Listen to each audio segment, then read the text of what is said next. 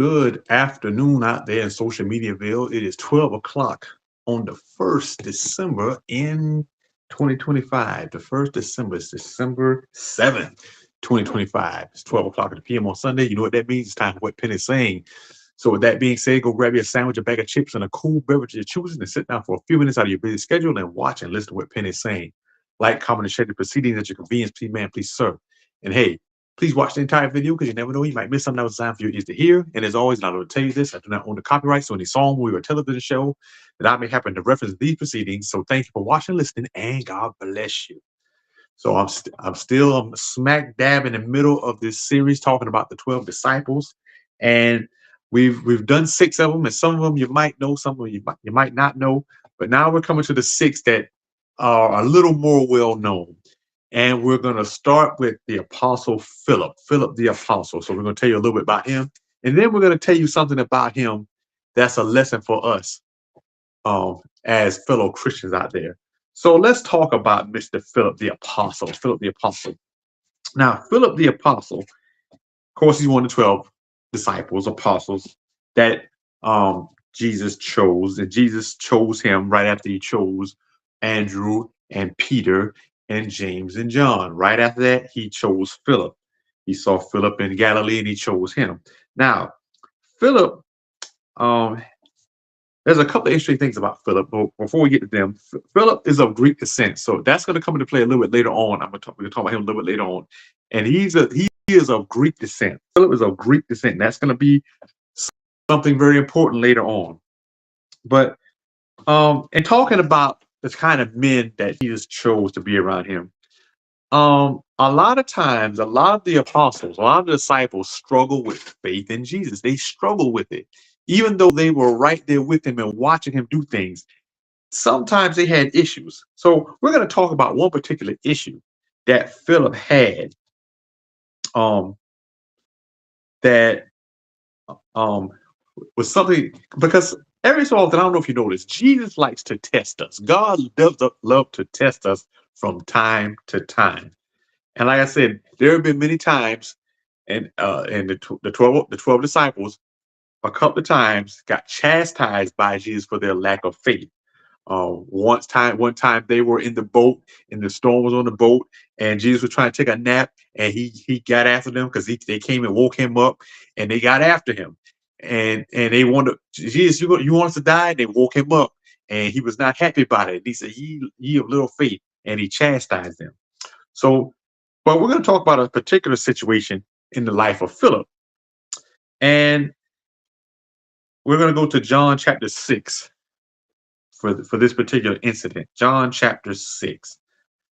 So in John chapter 6, this is a moment of a great miracle is going to take place in John chapter 6.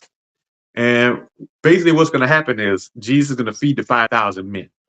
Now, the number says 5,000 men, but after I looked it up, did some research, the number, it says 5,000 men plus women and children. So after doing some research, the number could be anywhere upwards of 20,000 people that Jesus fed with the 2 fish and the 5 loaves of bread. But what happened was, starting at verse 5, when this crowd had gathered, Jesus, it says, verse 5, when Jesus lifted up his eyes and saw a great company coming to him, he said unto Philip, so he talks to Philip, because they're in the area where Philip is from.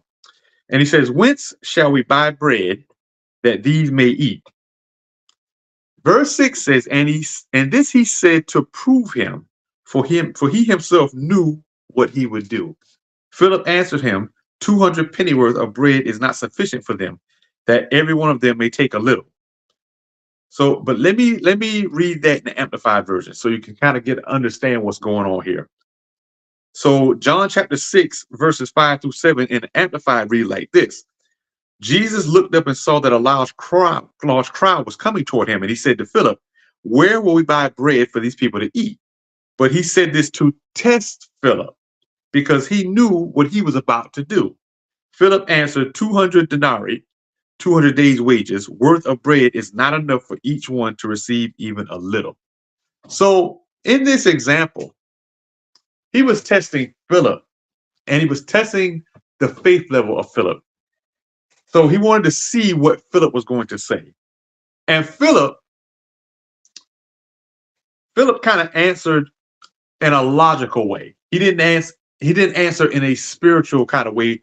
In other words, he didn't answer the way that Jesus was kind of looking for. So he answered, Jesus asked him, where, let me say it again. Where will we buy bread? So think about it. And Philip didn't catch this. See, this is why you got to pay attention. Philip did not catch this. Jesus is asking him, where will we buy bread? So when I read that, I had to ask myself, why would Jesus ask him that? And why wouldn't Philip catch that? And then I had to think another thing. So did Philip, because this miracle is about to take place. This miracle is about to take place, him feeding the 5,000. So Philip didn't understand, or his faith level went to the point where he would say, well, Jesus, you're going to do this, or Jesus, or whatever. So I wondered, did Philip see Jesus perform miracles before this? As a matter of fact, he did. So before this, there were two other miracles that Philip saw before this.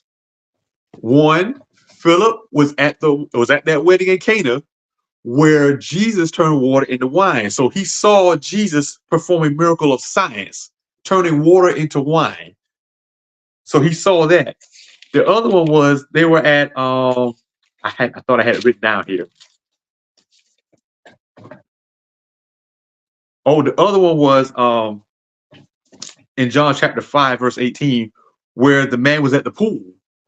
And Jesus told the man, rise and take up thy bed and walk. And the man couldn't walk, had this infirmity for 38 years. And Jesus simply spoke to him and told him to rise and take up thy bed and walk. And he did it. So before the 5,000, Philip was around Jesus, just like the other disciples. They were around him, watching him. So just imagine for a second, imagine that you're actually with Jesus and you're actually seeing him do these things.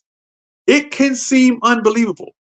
Think about when we just watch something on TV and we see these extraordinary athletes and we see these amazing entertainers and they're doing things that we can't do. And it seems like crazy. You're actually seeing it. Sometimes you can't believe it.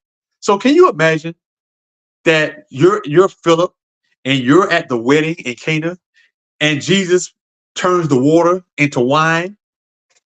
And can you imagine that you're at this, they were in, I forgot where they were when he told the man to rise up and walk.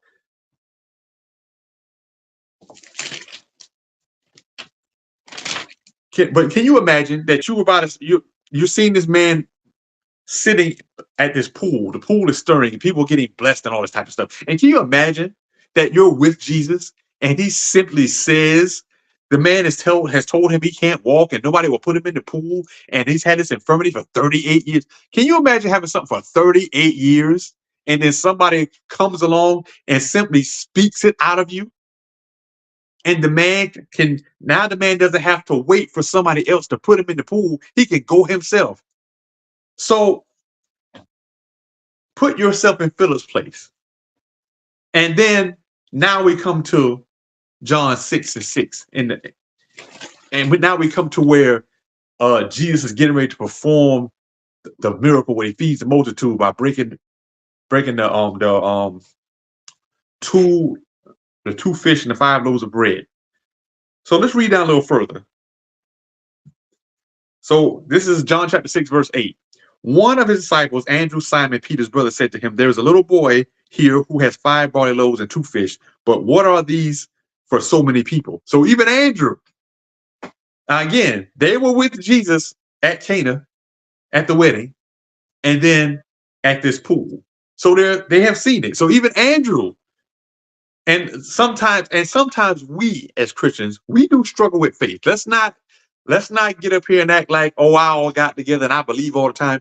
Everybody struggles with faith from time to time. That's why it's important for us to make sure our faith level is at such a point that if you do kind of wait a minute, your faith is not so low to where God is looking at you like, wait a minute, you see me do this before. Now Jesus didn't say that, but Jesus, I can imagine he felt a certain type of way, because remember, at this point, Even though Jesus is Jesus, he's a man. He's performing these miracles, but he's a man. He came down from heaven and became a human being. So he's having human being thoughts and feelings and all that, but he's still Jesus performing the unbelievable, right? So Philip,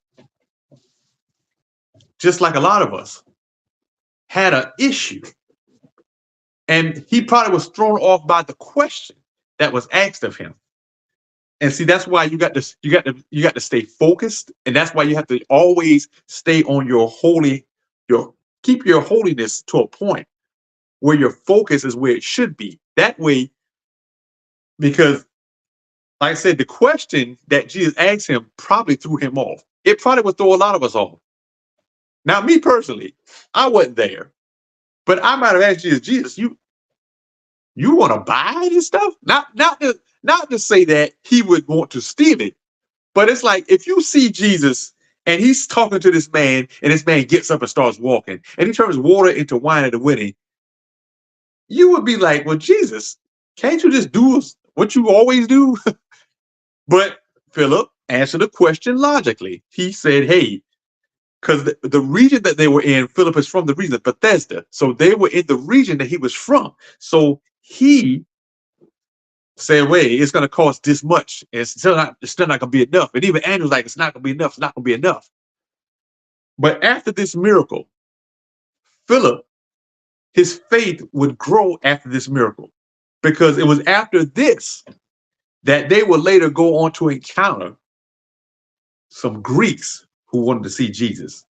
They would later to go on to see some Greeks that wanted to see Jesus, that wanted to talk to Jesus. Now, you got to remember, in this point in the Bible, the Jewish people were God's chosen people. And sometimes they didn't want to share Jesus. They didn't want to share God with nobody else. It's like, we're God's chosen people, and we don't want to share them with the Gentiles and all that type of stuff. So the Jews and Gentiles basically anybody else that wasn't Jewish, they were always having an issue, because, Jesus is walking around and Jesus is not caring if you're Jewish, he's not caring if you're Greek, he's not caring if you're Roman, he's not caring if you're from Samaria, he's not caring where you're from. Jesus loves everybody, so he's helping everybody. And I can imagine that some Greeks were like, wait a minute, hold up. That's the Jesus that everybody was talking about? Well, we want to talk to him. So it came to a point where, I'm going to pull it up, where Philip brought the Greeks, because he is of Greek descent. So they were more inclined to talk to Philip because he could understand them. Being of Greek descent, he could understand them. So that's why they came to Philip. So it's in John chapter 12. So let's go to John chapter 12, I want to say it's verse 20. Let's go there real quick. I thought I had this pulled up. Y'all excuse me. I got to get better and get my stuff written down. I got to get better. So John chapter 12, verse 20. We'll stay in the Amplified version. It says, now there were some Greeks, and in parentheses it says Gentiles. So see, there's an issue.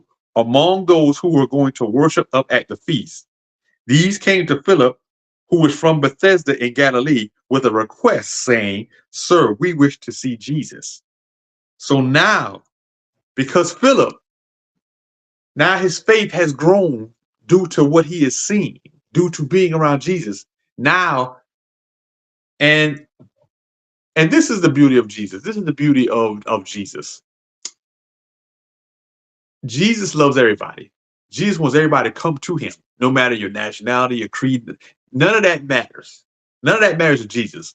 A lot of that stuff matters to us as human beings, because we love to separate, we love to divide, we love to, we can't come together now. Political stuff is all over the place, and people are really dug in and all that type of stuff. But Jesus is like, I love everybody. I want everybody to come in. I'm bringing everybody in.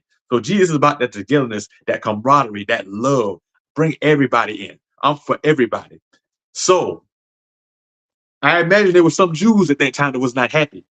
But Philip was the bridge for the Greeks to come and talk to Jesus. He was the bridge. So it says that after they said, we wish to see Jesus, verse 22 says, Philip came and told Andrew. Then Andrew and Philip went and told Jesus. And Jesus went on to tell them basically, he went on to basically tell them, I'm for everybody. So it was because it was, so Philip, although he had an issue with faith, as we all do. So this is not a video to come on here and bash Philip and say he should have did better, because people don't do that. We'll read the Bible and we'll go, you know what? I would have did something better. I would have did something better. You don't know what you might have done in Philip's case. You might have done the same thing. Like I said, I think I would have asked the question, geez, you gonna buy that? You got money? I would have asked it, and it probably would have been a dumb question to ask, but I'm just being real with you. That's the question I would have asked. Jesus, where you get money from? I ain't never seen you with money. And it would see that question, the question he asked, I believe it would have thrown everybody, even the most scholarly. We can sit here now and say, oh, I would have said, Jesus, you're going to do a miracle right now. Nobody knows what you're going to do. We probably would have, a lot of us would have acted the same way Philip did. The question threw him, but it was still a test of his faith. Sometimes Jesus wanted to see where your faith was. So he would test you. Yes, Jesus tests everybody. You get tested. We all get tested. Not just in school. You get tested by God from time to time. It happens. So he got tested. Now, you can say he failed the test.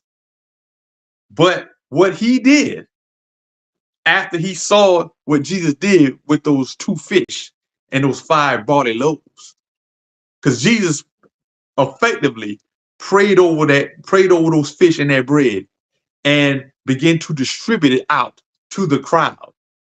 And there was so much, the miracle was so unbelievable that he actually did it twice. The next time he did it was 4,000 men plus women and children, and it was 7 loaves of bread and 7 fish. The second time he did it, so he didn't just do it that one time. So he did, and again, this miracle was so profound that he basically fed all the people there and told them, basically, I don't want anything left. And there was so much fish and bread there that everybody had enough to eat and take with them, and there was some left over. So think about that. 2 fish, 5 loaves of bread, upwards of 20,000 people, and nobody went hungry. How about that? So if you were there to see that, even if you were skeptical about water and the wine, even if you were skeptical about him speaking to this man that had this infirmity for 38 years, and Jesus spoke to him and he got up and walked, even if you were skeptical about that, once you see 2 fish and 5 loaves of bread and 20,000 people and nobody's hungry, and again, this number did not include Jesus and the disciples themselves. So that's 13 more people that was able to eat. Think about that. So all these people, 2 fish, 5 loaves of bread, and everybody's eating. So after this miracle, Philip's faith his faith has been bolstered. Yes, there will be things in life, ladies and gentlemen, boys and girls, fellow Christians out there, there will be things in life to test the level of our faith.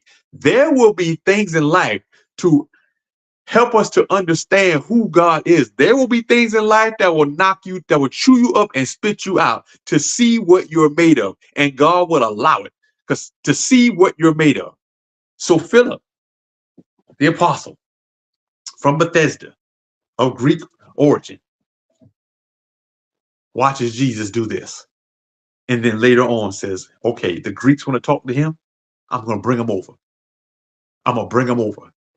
Because now this man, it's a question that the disciples said after he told the wind in the water to peace be still. And it's something that they said that I can imagine that was on Philip's mind at that moment after he saw this miracle. They said, what manner of man is this? So they were walking with him, and he told the wind to be quiet and shut up. And the wind was quiet and the water stopped. They had a tempest on the sea. And he said, peace be still. And everything stopped and was calm. And they said, what manner of man is this? I imagine that he asked himself that question after witnessing the miracle of this multitude. What manner of man is this that can take 2 fish, 5 loaves of bread, and feed all these people, and nobody's hungry, and it's so much left over? I can imagine that after Jesus shakes your foundation like that, shakes you to your core, you go, you know what? I ain't never gonna doubt this man again. And I feel like that's a lesson. That's a lesson I feel like we can learn from Philip. I feel like Philip said, you know what? I ain't doubting this joker no more. I done seen too much. This man is too much. Man, this man is too much. 2 fish, and 5 loaves of bread, and nobody goes hungry. Oh, this man is too much. This Jesus, he is too much, man. So now the Greeks want to talk to him. Hey, man, come talk to this guy. I can imagine Philip might have become it. Now, it doesn't say that Philip did, but I'm only imagining that Philip was like, man, this guy's too much. This guy's too much. I saw him turn that water into wine. I saw him speak to that man, and I saw it, but I wasn't sure. But after this, and see, that's the lesson we can learn from Philip. Not that you don't believe Jesus, because no, let me just say this. Let me just say this. Yes, there are individuals out there who do not believe Jesus is real. Yes, there are individuals out there who do not believe God is real. Yes, there are individuals out there who do not believe the Holy Spirit is real. There are individuals out there like that. Now, I am not going to judge them, because let me tell you something. I was once someone like that. See, you got to be careful. Just because you saved now, you got to be real careful judging folk. You got to be real careful. And you got to be real careful if people don't like you because you're giving your life to Christ. Be real careful. Because a lot of people won't like you. A lot of people say, you with that nonsense, you with that foolery, blah, blah, blah, blah, blah, blah. And that's okay. That's okay. Because everybody, even though Jesus is for everybody, it's for everybody. Anybody can give their life to Christ. Anybody. Anybody. No matter what they have done in the past, someone can make that decision. Someone can be touched by Jesus Christ, can be touched by God. And no matter what they were, it doesn't matter what they were, they can be touched by the Lord and a change can take place. And so that's why you got to be careful with judging people, because just because you saved now, you wasn't saved then. So be real careful talking about people. Oh, they don't like me because I'm with Christ. Guess what? The devil don't like you. The devil can't stand you. It's okay. It's okay. Everybody don't have to like you. It's okay. But guess what? Jesus loves you. And as long as you do what Jesus says and you love Jesus and all that other stuff is just, it sometimes is really irrelevant. And that's why a lot of times, even if you get on, like I'm on social media right now, and there will be somebody who don't agree with nothing I'm saying, can't stand nothing I'm saying. It doesn't bother me. It doesn't bother me, because I'm going to do what thus saith the Lord. And if he doesn't like what I'm saying, he'll deal with me. He will check me. He will deal with me directly. So I don't have to worry about people. I don't like what you said, and you talking about that God nonsense. Listen, let me tell you something about people, that because some people get caught up in, and I know I'm off topic. Some people really worry about what people say about them. They'll spend a great deal of time worrying about what people say about them. Let me give you a little piece of advice. People, and God did this to people. God gave us a mouth. Do you know that this right here is probably the most dangerous weapon ever created? Oh yeah, bullets can kill you, knives can cut you, and all that type of stuff. But the words that come out of this mouth here stay with you longer. See, scars heal, but words, they hurt. That saying, sticks and stones will break my bones, the words never hurt me, is the biggest lie ever told. Words hurt, especially who they come from. So if you're worried about people talking about you, guess what? What you worry about them saying, they have either said it already, they're gonna say it, they're saying it right now, or they're gonna say it, and you can't stop it. You can't stop it. So sorry, I got off topic there. But back to Philip. So Philip now introduces the Greeks to Jesus, and Jesus talks to them and shows that it can be unified when it comes to him, that he is for everybody. He's not just for the Jews. He's not just for the Gentiles. He's not just for the blacks, not just for the whites. Jesus is for everybody. And anybody who wants to come to him, we should welcome them with open arms. Well, come on in. Come on in. There's room for you. There's room for you. And get off that judgmental stuff. We need to get off of that, because guess what? And I'm going to say it again, and I'll always say this. Nobody was born saved. You were just born. Now, you can be born again, but nobody was born saved. None of us were born saved. So, having said that, Philip is a great lesson for us. It's a great lesson for us to, you know what? Even if it blows your mind, you can believe in Jesus. You can believe that he did all these things. Now, again, there will be some who don't believe. There will be some who look at you like you're crazy, and that's okay. But Philip said, you know what? After this, I'm not gonna doubt this joker no more. And I feel like every believer has had a moment like that. That things begin to happen in your life. Jesus begin to do things in your life, and you were like, wait a minute, this is unbelievable. And he did one thing that's made you say, you know what? I ain't doubting this joker no more.